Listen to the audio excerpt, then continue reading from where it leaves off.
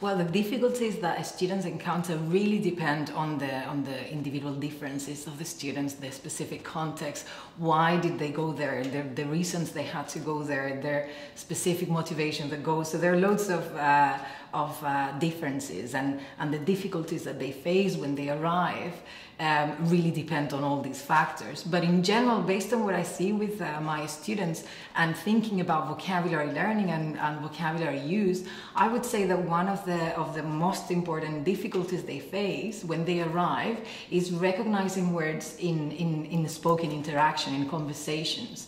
Very often what we find is that they feel they know a lot of words, that they have a big enough vocabulary, and then they arrive there and in conversation they can't really identify those words. So it's not really a matter of learning the meaning of those words because they already knew it. It's a matter of being able to recognize that in a spoken interaction when they're listening to someone, when they're having a conversation. So in this case, I would say that any sort of activities that help students match the actual written form of a word and the spoken form always helps. So things like watching a movie with foreign language subtitles, that would help because you would be exposed to the spoken form of the word, but at the same time you'll be able to see the spelling, the actual written form. So all those activities, so doing something like that will help you in matching the spoken word with the written form. So it's always a matter of practicing with that, and eventually you'll get better with more practice in this kind of matching activity between the spoken and the written forms.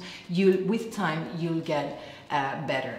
And I would say that another difficulty, especially in the academic context, that students find is with a specific vocabulary, with discipline-specific vocabulary or academic vocabulary. So very often students come and they find that they have a good vocabulary size, but they don't really, they lack knowledge of specific words that they need for their course or their degree.